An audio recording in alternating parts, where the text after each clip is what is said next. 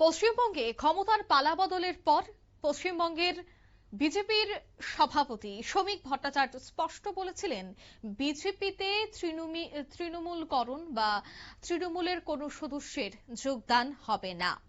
এক প্রকার তৃণমূলীকরণ হবে না, সে কথাটা সরাসরি জানিয়েছিলেন শ্রমিক ভট্টাচার্য। কিন্তু আজ সেই শ্রমিক ভট্টাচার্যের হাত ধরেই বিজেপি তৃণমূলের প্রাক্তনরা শ্রমিকের উপর এই বিষয়টা নিয়ে বিরূপ মনোভাব বাড়ছে। এই বিষয়টাই এবার উত্তর দিলেন দিলীপ।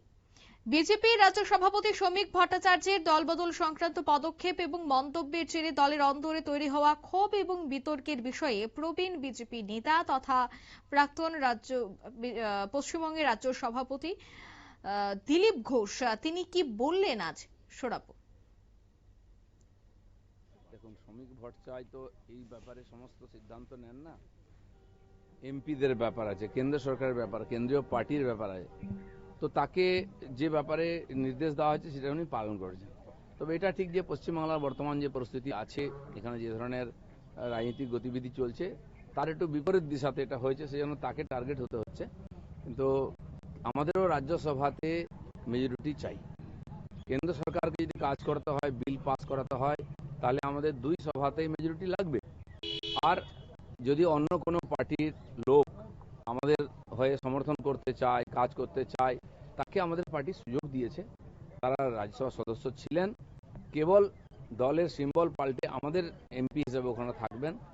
এই লোকগুলো সম্বন্ধে আমার বিশেষ জানা নেই। সুখেন্দুবাবু খুব পুরনো লোক, তার সঙ্গে আমার লোকসভায় দু একবার কথাও হয়েছে, কিন্তু তাকে কেউ বদমাস লোক বলবে না বা এইসব কাজে ওনাদের নাম নাই। আর তিনি একমাত্র ব্যক্তি যিনি টিএমসির নীতির বিরোধিতা করেছেন। আমরাও করেছিলাম, উনিও করেছিলেন, তার জন্য তাকে সাসপেন্ড হতে হয়েছিল। আরজি করে তিনি হৃদয়ের কথা বলেছিলেন, তার মেরুদণ্ড আছে। তো এই ধরনের লোককে যদি পার্টি জায়গা নেয়, সেটা কেন্দ্রীয় পার্টির সিদ্ধান্ত, সেজন্য তাকে সব ব্যাপারে শ্রমিকদাকে টার্গেট করতে হবে এরকম কোনো মানে নেই।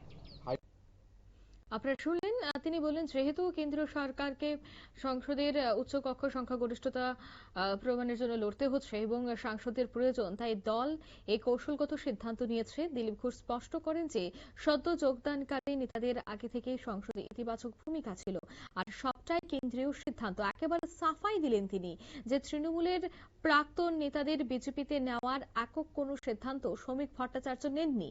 এটি সম্পূর্ণ কেন্দ্রীয় নেতৃত্বের সিদ্ধান্ত অনুযায়ী হয়েছে এবং শ্রমিক কেবল সেই নির্দেশ পালন করেছে। নিয়ে নিচ্ছি ছোট্ট একটি বিজ্ঞাপন বিরতি, সঙ্গে থাকুন।